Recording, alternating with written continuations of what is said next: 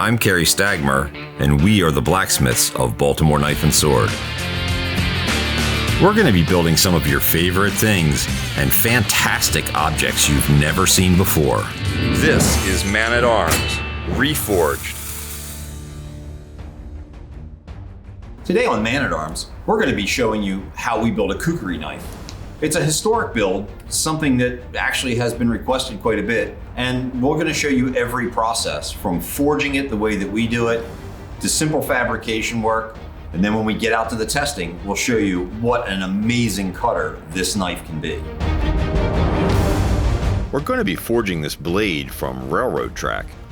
We set this up on our table and cut the end off, what we call the cap rail, with the plasma torch. This is going to give us the amount of material that we need, actually a fair amount of material, but it'll forge out very cleanly. It's the equivalent of a 1070 steel, so it will harden very well. Once we reach forging temperatures, which in this case get us up in the 2000 degree Fahrenheit range, we'll take it to the hammer and begin breaking it down, basically making a bar before we begin making the knife.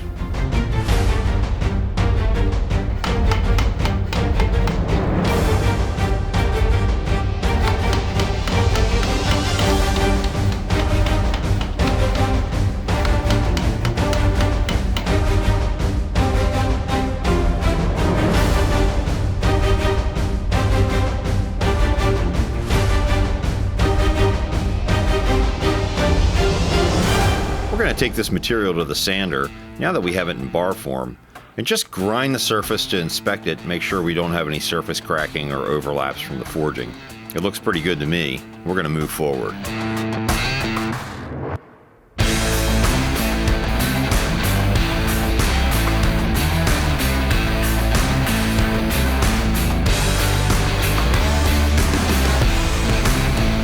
With this material back up to temperature, we begin forming the blade. We don't need quite as much heat as we did when we were reducing the size down to create the bar. Now we have to start being careful as the blade begins to take form.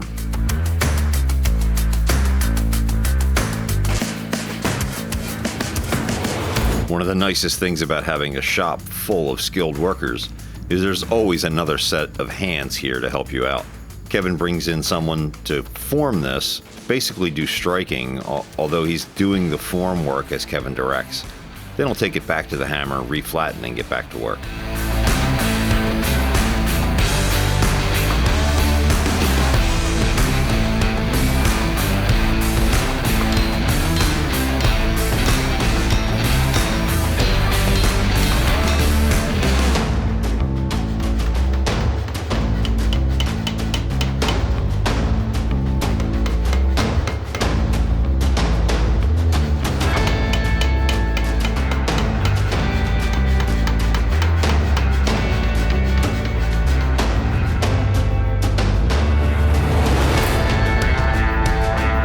As we work this form, there's a couple of ways to do it, and we certainly could stop with a basic profile and grind it to shape. But we're forging, so it's very nice to forge those edges and get them fairly close to where we want to go before we begin the grind. Sometimes we need a little bit more oomph to get something dead flat.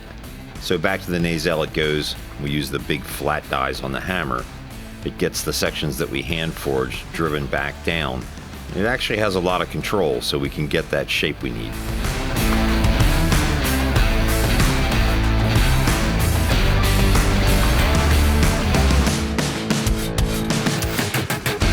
So in this episode, we actually get to make a Kukri. This is something we just talked about in the shop. We've always wanted to do a Kukri. It was just when were we going to do it, when's the right time, kind of like when chainsword come up. So the Kukri comes from around India, Nepal, also the Burmese used them as well. They've been around since about the 7th century. And still pretty much used to this day. They're also considered a great utility farming tool. Since we've been building this, a couple of us brought in examples of them, so when we actually got into making them, we had some older ones to look at, along with some pictures. Here's a nice blueprint of the Mark III Kukri. It was really nice to have this around the shop since we're building them. Gave us an actual reference on some points. I actually have 2 of these horn handles. They're still very sharp. We guessed these, they were about mid-1800s to early 1900s. Most of the ones you see us make, and most of the ones you see around today are a bit larger. it was nice to actually get out, forge one, and then make something off an original. And I'm actually looking forward to use it and seeing what it does.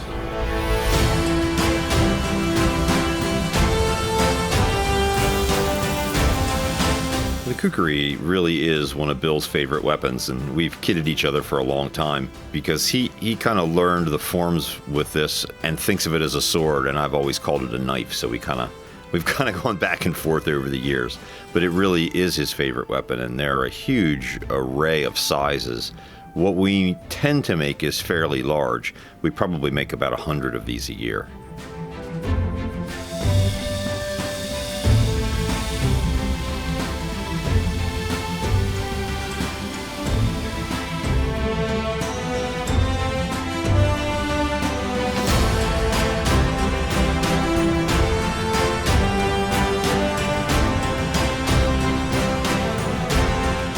After getting a nice soaking heat at about 1550 degrees, Decker's going to take this and quench it into oil.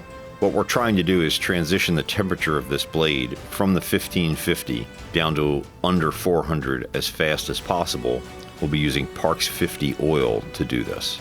Once we've tempered the blade for 2 hours at 400 degrees, we've made sure it's straight, it'll be ready for grinding. We've got to get some more form. We'll show you what's about to happen.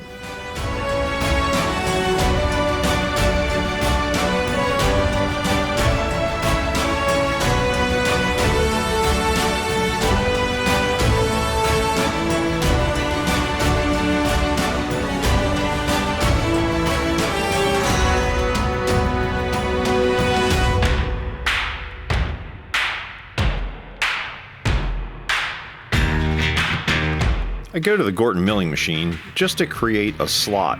That's still going to have to be fitted very closely to the finished blade, but to get the basic hole through, we can do it many different ways. We're making a lot of them typically, so the mill is almost always the answer for us.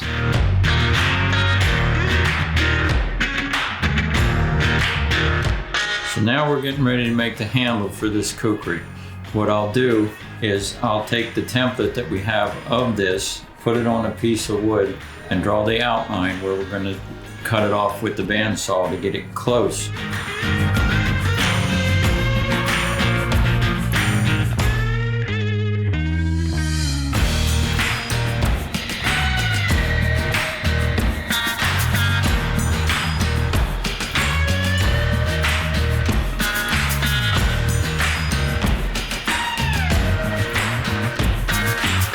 Smoothing the transitions in these fullers is actually really done easier with hand sanding.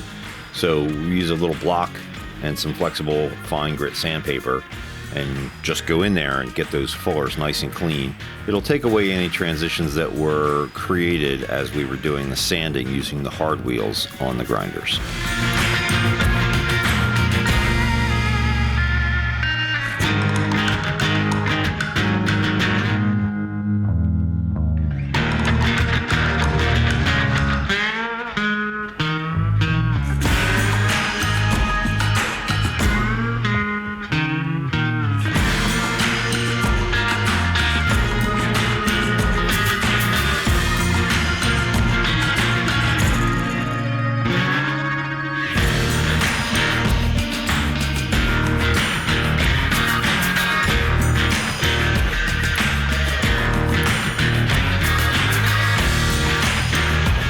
I drilled a hole in our wooden handle to accommodate the tang of the kukri. Next step is I'm going to have to widen it out a little bit more and get it a little bit truer to form. So what we're going to do is we're going to heat up the tang and I'm going to burn it into the handle. What that's going to allow is the shape of the tang to fit exactly into the hole without having to remove too much material. It's going to kind of form fit it.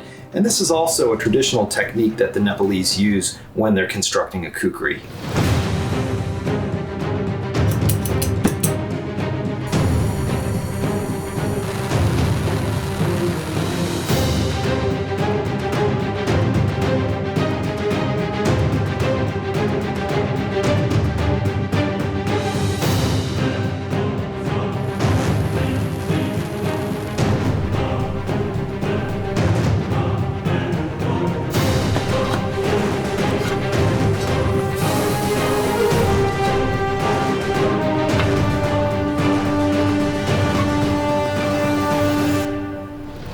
Rick's going to be creating the basic form for this handle directly on the contact wheel of one of our Bader sanders. We've got that fan set up behind it. It actually evacuates the dust out of the room while we're working. I think he's actually wearing some protection as well, because walnut can affect you. It can even cause rashes on your hands and things like that. Certain woods are things you have to be very careful with, and some woods are fairly inert, maple and things like that. But walnut is definitely like that, and the exotics that we use as well. So we have to make sure that we're moving the dust out of the air and protecting ourselves.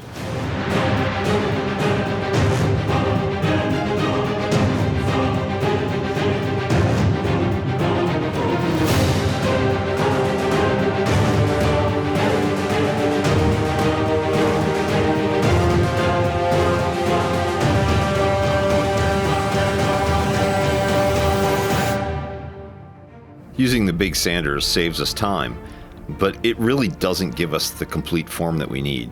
We want something that's very traditional, and the way you get a traditional look is by doing traditional work. So Rick is going to go in and start carving and finish this out by hand. He might jump back to the sanders for some soft finishing on some of the slack belts, but a lot of this is going to be carving work, and he'll do it with a small knife and just work through the whole piece. Pretty amazing how the finish, just from a big chunk of wood cut from a walnut tree in my backyard.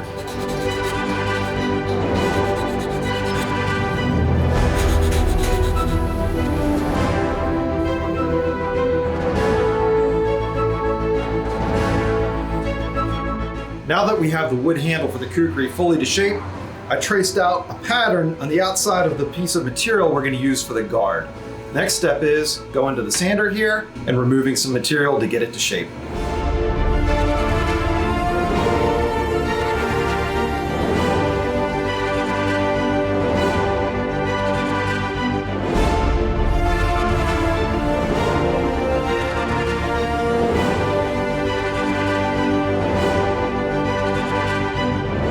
We're going to be using a cold bluing compound to basically kind of give a little more of an antique finish to this piece. I just thought that with the walnut handle, which is a traditional material, that we would have something that would, give us a really nice shape and would reflect the light very nicely if we antiqued it. So we're going to get at that, and then this piece is going to start to come together.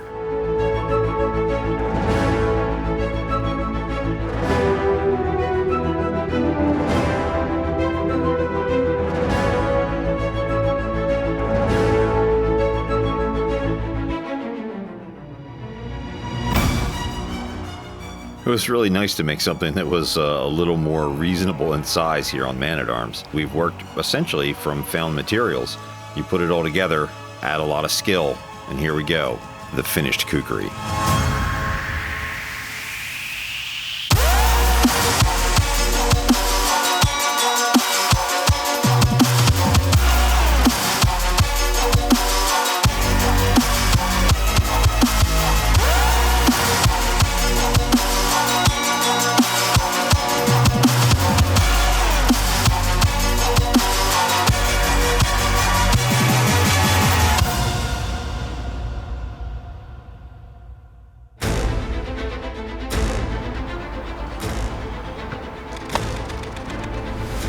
Just keep going.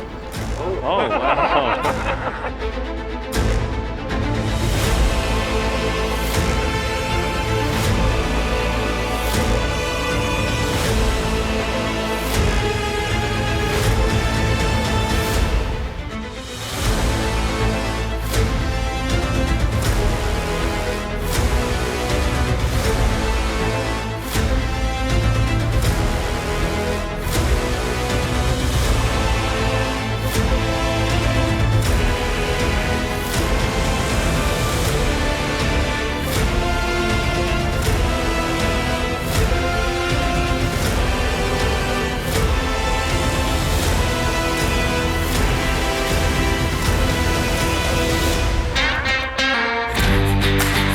Click here to subscribe, or click here to see more episodes. Thanks for watching Man-at-Arms Reforged. We need to know what you want the team to build. Tell us in the comments below what you would like to see.